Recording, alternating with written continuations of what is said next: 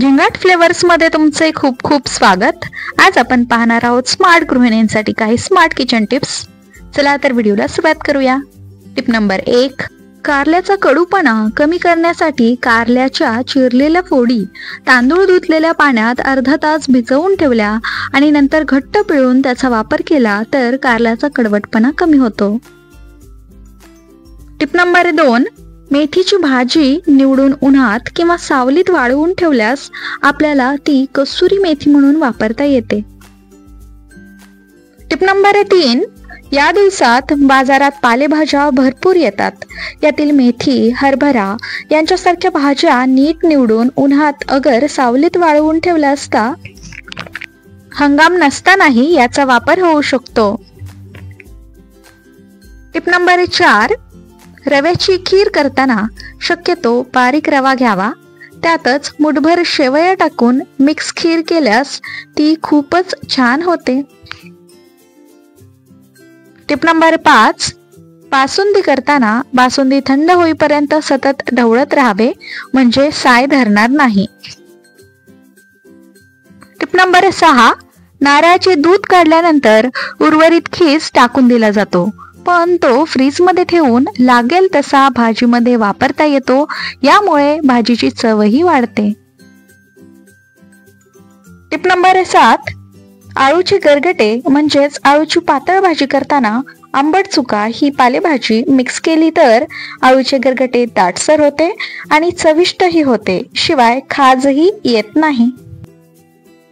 Tip number 8, ज्वारीचे पीठ दळून आणताना ज्वारीच्या प्रमाणात निंबे तांदूळ घातले की भाकरी पांढरी शुभ्र होते आणि खाण्यास देखील चविष्ट लागते।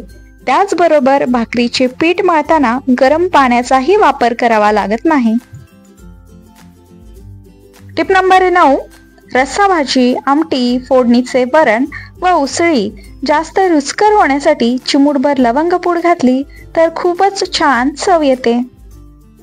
टिप नंबर 10, मिक्सर जार एकदम स्वच्छ करण्यासाठी जारमध्ये थोडे लिक्विड सोप, थोडासा बेकिंग सोडा आणि थोडे कोमट पाणी घालून मिक्सर फिरवून घ्यावा आणि नंतर धुवून घ्या। जार एकदम स्वच्छ होईल। टिप नंबर 11, डाळ कुकरला लावल्यास त्यातून जर डाळ बाहेर येत असेल तर त्यामध्ये तेल घाला किंवा एखादी स्टीलची वाटी ठेवावी, त्यामुळे डाळ कुकरमधून बाहेर येणार नाही।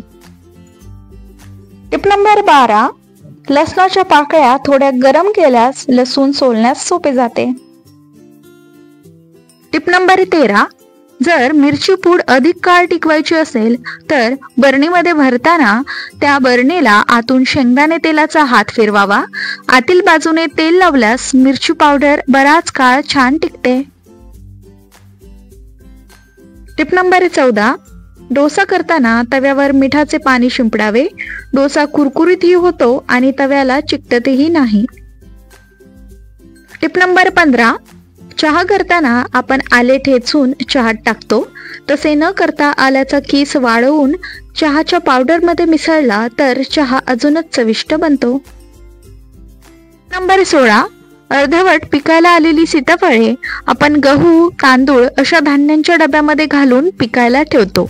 सीताफळे पिकतात, परंतु उभेमुळे आतून ओलसरपणा बाहेर पडतो, त्यामुळे धान्य ओले होऊन खराब होण्याची शक्यता असते।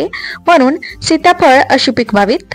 प्रत्येक सीताफळ वेगवेगळ्या कागदात गुंडाळून एका मोकळ्या डब्यात ठेवून डब्याचे झाकण घट्ट लावावे।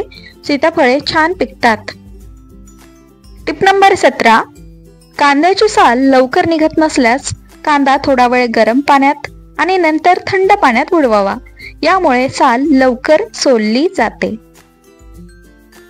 टिप नंबर 18, घरी केलेले गुलाबजाम बऱ्याचदा कडक होतात, टेन्शन घेऊ नका। गुलाबजाम पाकासहित प्रेशर कुकर मध्ये घालून 5 ते 10 मिनिटे वाफ दिली तर गुलाबजाम छान मऊ होतात।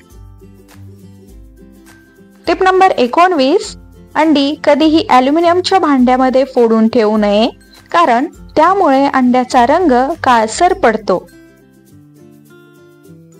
टिप नंबर 20, तांबडा रस्सा करताना तेलाचा लाल तवंग झणझणीत तर व्हायलाच हवा, पण जास्त तिखट लागत असेल तर वरून 1 चमचा साजूक तूप आणि कोथिंबीर घातली तर रस्सा एकदम चविष्ट होतो. आय होप या टिप्स तुम्हाला नक्की उपयोगी ठरतील. व्हिडिओ आवडल्यास व्हिडिओला लाईक करा, चॅनलला सबस्क्राईब करा आणि हा व्हिडिओ जास्तीत जास्त लोकांपर्यंत नक्कीच शेअर करा.